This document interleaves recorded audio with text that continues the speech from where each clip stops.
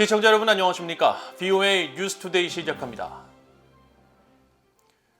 북한 선박들에 대한 안전검사가 최근 전무한 것으로 나타나 북한 선박들이 가장 많이 드나드는 중국 항만당국의 고의 누락 의혹이 불거지고 있습니다.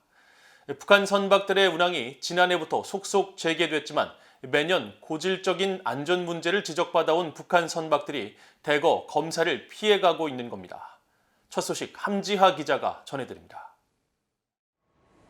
선박의 안전검사를 실시하는 아태지역 항만국 통제위원회 자료입니다. 지난해 해외 항구에서 안전검사를 받은 북한 선박을 단 한 척으로 안내하고 있습니다. 이 선박은 지난해 3월 28일 중국 옌타이 항구에서 검사를 받았는데 이후 약 11개월이 지난 현재까지 다른 북한 선박이 안전검사를 받았다는 기록이 남아있지 않습니다. 북한 선박들이 지난해부터 속속 운항을 재개하고 현재도 중국의 여러 항구에서 북한 선박들이 발견되고 있지만 정작 북한 선박들에 대한 안전검사가 이루어지지 않고 있는 겁니다. 특히 북한 선박에 대한 안전검사가 자주 이루어지던 중국 다롄항에는 현재 민해와 수양산 2호 등이 입항을 앞두고 있으며 최근 고산진 1호와 정강 2호가 다롄항 방문을 마치고 북한 남포항으로 되돌아간 것으로 나타났지만 이들 선박들 중 중국 당국으로부터 안전검사를 받은 선박은 단 한 척도 없었습니다. 북한은 노후 선박이 많아 아태지역 항만국 통제위원회로부터 블랙리스트 지위를 부여받았고 1년에 300여 건의 안전검사를 받기도 했습니다. 아태지역 항만국 통제위원회를 비롯한 전 세계 항만 조직들은 무작위로 선박들을 지정해 안전검사를 실시하지만 블랙리스트 국가 깃발을 단 선박들에 대해서는 더 많은 검사를 해왔습니다. 북한 선박들이 안전검사를 받지 않는 구체적인 이유는 현재 알려지지 않았고 선박 검사가 무작위로 이뤄지는 만큼 북한 선박들이 검사 대상에서 제외됐을 가능성도 있습니다. 그러나 다른 블랙리스트 선적 선박들에 대한 검사가 활발한 상황에서 유독 북한 선박만 검사를 받지 않고 있다는 사실은 중국의 고의 회피 논란으로 이어질 수 있다는 지적이 나옵니다. 북한 배들 같은 경우는 노후선들이 많아서 지적사항이 가장 많이 발생할 수 있는 그런 사항인데도 불구하고 점검이 이루어지지 않았다는 것은 상당한 이례적인 걸로 볼 수가 있겠습니다. 현재 VOA는 이 같은 북한 노후 선박 안전점검 기록 부재 문제에 대해 아태지역 항만국 통제위원회와 중국 해양안전국의 관련 사안에 대한 답변을 요구했습니다. 전문가들은 해상을 운항하는 선박들은 모두 안전검사 대상이라며 북한의 수많은 노후 선박들이 검사를 회피했다면 해당국 환경과 선원 안전에 문제가 발생할 수 있다고 지적했습니다. VOA 뉴스 함지하입니다. 북한 평양 미림 비행장 북쪽의 열병식 훈련장에 또다시 병력 대열로 보이는 무리가 포착됐습니다. 1일 단위 위성사진 서비스인 플래닛 랩스가 20일 이 일대를 촬영한 사진에는 훈련장 중심부와 중간 도로 등에 자리하고 있는 최소 10개 대열이 나타나며 특히 김일성 광장 연단을 형상화한 지점 바로 앞에는 6개의 대열이 일정한 간격을 이루는 모습이 확인됐습니다. 또 앞서 지난 15일자 위성사진에는 이곳에 신속히 제설 작업이 이루어진 모습이 담겨 훈련장에서 현재 훈련이 이루어지고 있다는 점을 추정해 볼 수 있는 것으로 나타났습니다.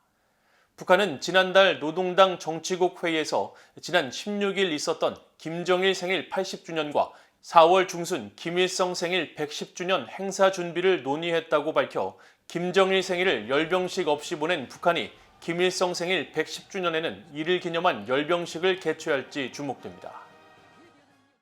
외부 정보를 담은 전단과 USB 등의 물품을 북한에 보내는 것은 접경 지역에 사는 북한 주민과 군인들에게 분명히 큰 도움을 준다고 이 지역 출신 탈북민들이 VOA에 밝혔습니다.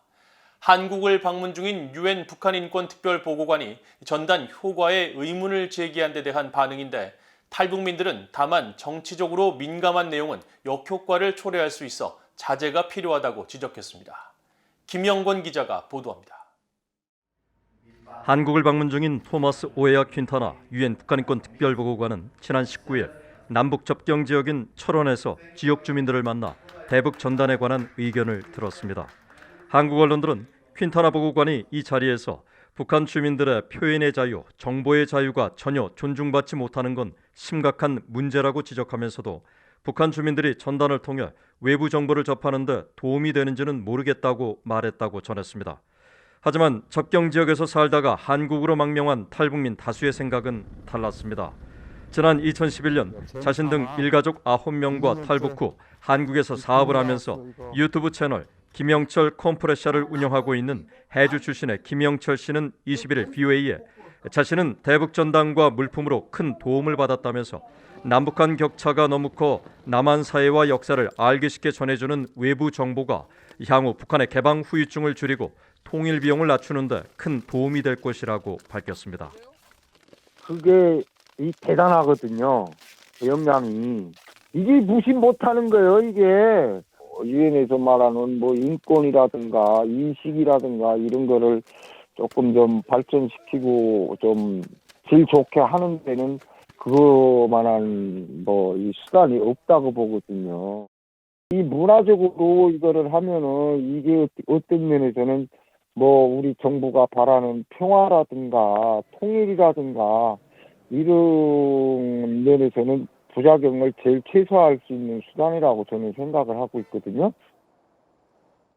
평양에서 성장한 뒤 군대를 거쳐 황해남도 배천군에서 살다가 2014년 서해를 통해 망명한 탈북 청년 한설송 씨도 VOA에 대북 전단이 남북한을 이해하는 데 많은 도움이 됐다고 말했습니다. 북한이라는 나라가 만들어질 때부터 어떤 사기국으로 만들어졌는지를 이렇게 설명하는 내용을 한번 봤었는데 제가 진짜 맹신하고 따라오고 충성을 했던 그 정권에 대한 그게 까발켜진다고 생각을 하니까 제 자체로도 막 치욕스럽고 거기서 꽤 많은 영향을 받았던 것 같습니다. 탈북하기 위한. 북한 주민들의 교육 수준과 성장 배경에 따라 대북 전단 내용에 대한 이해도가 달라질 수 있기 때문에 자극적인 것보단 정확한 사실을 알리는 게 중요하다는 지적도 나왔습니다. 보낼 때 지혜롭게 보내야겠죠. 거기에 막 자극적으로 김정은을 까는 얘기보다 어떤 공감대를 살 수 있는 그들의 마음을 얻으려고 저는 할 거예요. 대한민국의 경제력이라든가 그리고 뭐 한국의 실상을 좀 많이 들여보낼 것 같고 그런 게 좀 더 개인적으로 그런 군인들한테 많이 도움이 되지 않을까라는 생각이 듭니다. 황해도 출신 탈북민들은 어려서부터 세뇌를 받은 북한 주민들에게 김 씨 일가의 체제 문제를 바로 지적하는 건 반발만 가져올 수 있다면서 탈북민들이 한국에서 사업을 하고 식당에서 고기를 먹으며 비행기를 타고 여행을 가는 일상을 북한에 보내는 게 오히려 훨씬 더 큰 영향을 미칠 것이라고 말했습니다. VOA 뉴스 김영권입니다. 북한이 지난해 유엔 안보리 대북 제재 결의에 따라 수출이 금지된 석탄을 중국에 전달하고 비료 등 인도 물품을 받는 물물 교환식 거래를 했다고 미국의 북한 전문 매체 NK뉴스가 보도했습니다.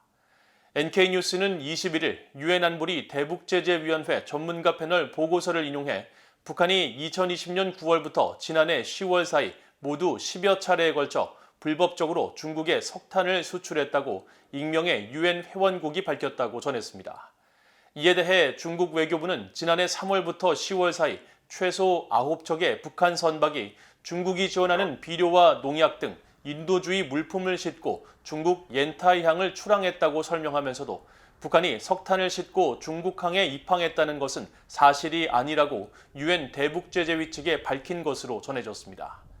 그러나 유엔 전문가 패널 보고서는 익명의 유엔 회원국이 제시한 증거에 따라 중국 외교부의 해명과 달리 9척의 북한 선박이 모두 석탄 밀수가 주로 이뤄지는 곳으로 알려진 중국 닝보 저우산 지역에 먼저 들른 사실을 확인했으며 이들 선박 중 6척에 석탄이 실려있는 모습이 지난해 10월에 촬영한 위성사진에 포착됐다면서 북한 선박이 석탄과 비료를 물물 교환하는 방식으로 거래를 한 것으로 보인다고 지적했다고 NK뉴스는 전했습니다.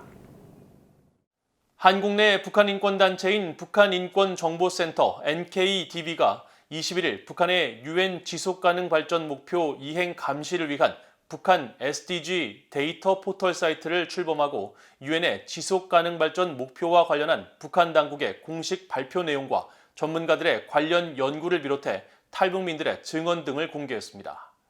NKDB는 유엔과 국제사회가 수십 년간의 노력 끝에 지난 2015년 북한을 포함한 모든 회원국들의 기본적 인권에 대한 지속가능한 발전을 위해 행동할 것을 촉구하는 결의안을 채택했으며 북한 당국도 지속적으로 적극 동참할 것을 약속했지만 국제사회의 경제 제재가 이를 가로막고 있다고 주장하며 분명한 한계를 보이고 있다고 밝혔습니다.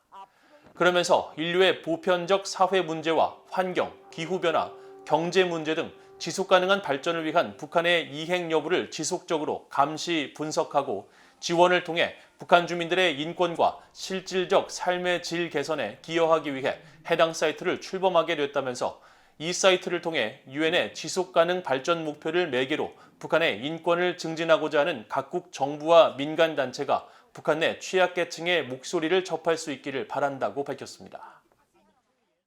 이상으로 VOA 뉴스투데이를 모두 마칩니다. 시청해주신 여러분 고맙습니다.